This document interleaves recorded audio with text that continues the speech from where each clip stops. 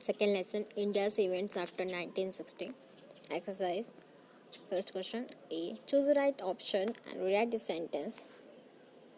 First, the Prime Minister of India who took an initiative in resolving the question of the Tamil minority in Sri Lanka was Mr. Rajiv Gandhi. तो जो Tamil minority का है ना, जो Tamil minority जो question किया था ना, उसको सॉल्व करने की जो कोशिश की थी, उस वक्त प्राइम मिनिस्टर कौन थे इंडिया के? तो उस वक्त राजीव गांधी थे। राजीव गांधी ने तो कहा था ना, श्रीलंका को आइडिया दिया था।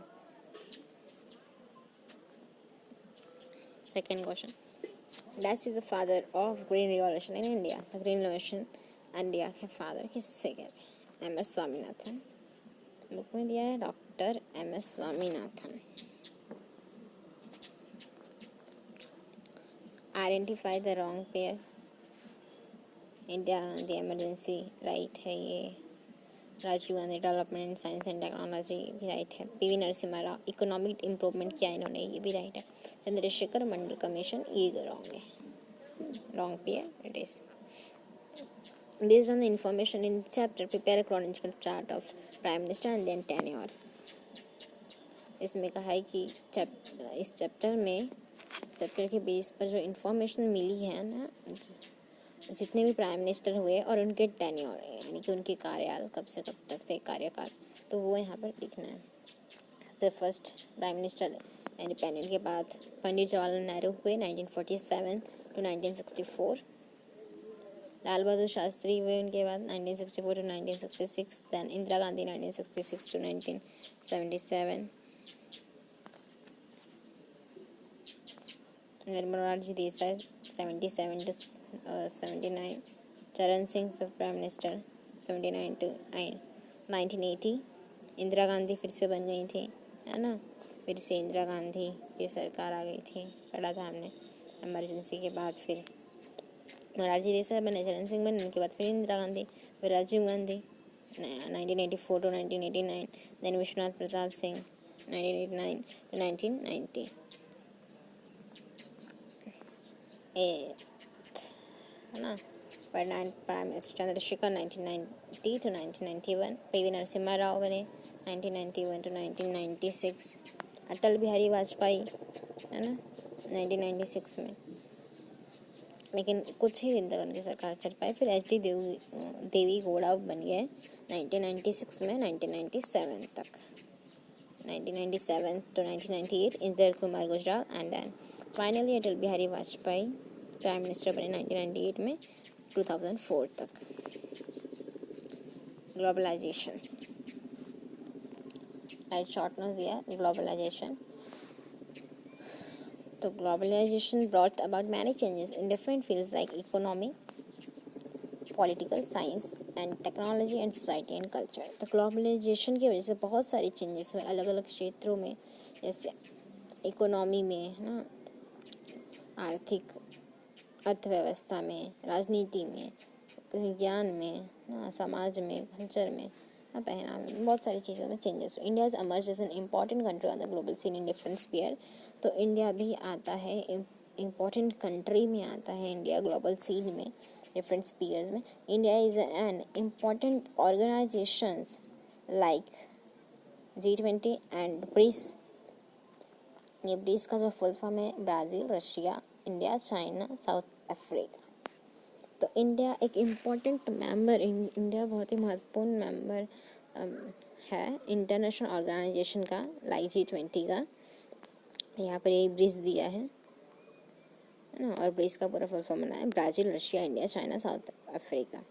India has experienced an important revolution in the field of telecommunication technology. तो इंडिया भी अनुभवी है और महत्वपूर्ण क्रांति इस क्षेत्र में भी किया है, टेलीकम्युनिकेशन टेक्नोलॉजी में, दूरसंचार में। White revolution is a major events of India's efforts toward self reliance. तो सेल्फ रिलायंस, आत्मनिर्भर होने का ये एक मेजर इवेंट था, white revolution. The experiment in cooperative dairy movement, है ना, जो एक मूवमेंट चला है ना, ऑपरेटिव डेयरी मूवमेंट, जिसको लेड कर रहे थे डॉक्टर वर्गीश कुरियन, है ना। और इनकी वजह से ही जो है प्रोडक्शन ज़्यादा हुआ, मिल्क प्रोडक्शन इंडिया में मिल्क प्रोडक्शन जो है ज़्यादा हुआ, और उसी को हम वाइट रिवॉल्यूशन कहते हैं। Give reasons. The Morarji Desai government lasted for short while.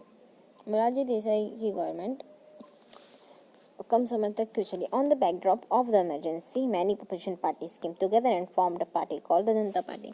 तो इमरजेंसी के दौरान बहुत सारी जो अपोजिशन पार्टी थी वो एक साथ आई और उसने एक पार्टी बनाई, है ना, जिसका नाम दिया गया जनता पार्टी, जिसे जनता पार्टी कहा गया।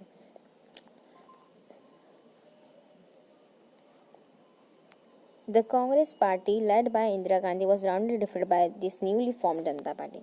तो कांग्रेस पार्टी की तरफ से लेड कर रही थी इंदिरा गांधी और उनके सामने उनके अपोजिट, है ना, एक पार्टी फॉर्म हुई जनता पार्टी। और Morarji Desai became the prime minister. Morarji Desai prime minister बन गया, बट अंडर हिज लीडरशिप, लेकिन उनकी लीडरशिप में जनता पार्टी, जो जनता पार्टी की सरकार थी, नहीं चल पाई। could not last till long due to internal differences की वजह से इनकी सरकार ज़्यादा दिन तक नहीं चल पाई। इंटरनल डिफरेंसेस यानी कि जैसे कि ये जनता पार्टी है ना, ये जनता पार्टी है, इसमें समझ लीजिए 6 लोग हैं। एक अलग जा रहा है, एक अलग जा रहा है ना, समझ लीजिए 6 लोग हैं।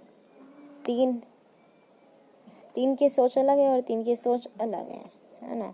तो क्या होगा? झगड़ा ही होगा। और इसी वजह से इंटरनल डिफरेंस की वजह से, है ना, दोनों जन डिफरेंस हो रहा है ना, दोनों जन का माइंड जो है वो डिफरेंस हो रहा है, दोनों जन अलग अलग सोच रहे हैं, तो इसी वजह से टकरार हो जाएगी। और इसी वजह से जो है इंटरनल डिफरेंसेस की वजह से ही ज़्यादा दिन तक उनकी सरकार नहीं चल पाई। Hence, the Morarji Desai government lasted for a short while. The army had to be sent into the Golden Temple in Amritsar. तो आर्मी को, है ना, गोल्डन टेम्पल में क्यों भेजा गया था, स्वर्ण मंदिर में क्यों भेजा गया था? The Sikhs in Punjab demanded an independent state of Khalistan and began a movement which became violent and destructive. तो सिख्स ने, जो पंजाब के सिख थे, उन्होंने डिमांड किया था कि उनको एक स्वतंत्र राज्य चाहिए जो कि खालिस्तान होगा, और उन्होंने इसीलिए आंदोलन किया वो लोगों ने, और जो कि बहुत ही ज़्यादा विनाशकारी हुआ। और पाकिस्तान भी सपोर्ट कर रहा था इस मूवमेंट में, इस आंदोलन में पाकिस्तान भी साथ था। Some terrorists had illegally taken shelter inside the Golden Temple at Amritsar, a solely holy shrine Sikh of 1994। तो बहुत सारे जो कुछ टेररिस्ट थे वो गोल्डन टेम्पल स्वर्ण मंदिर में घुस गए थे, तो इसीलिए hence the Indian army was sent into the Golden Temple in Amritsar to evict the terrorists who had taken shelter there। तो इसीलिए अमृतसर में जो गोल्डन टेम्पल है, स्वर्ण मंदिर है, उसमें आर्मी को भेजा गया ताकि वो टेररिस्ट को वहाँ से निकाल सके।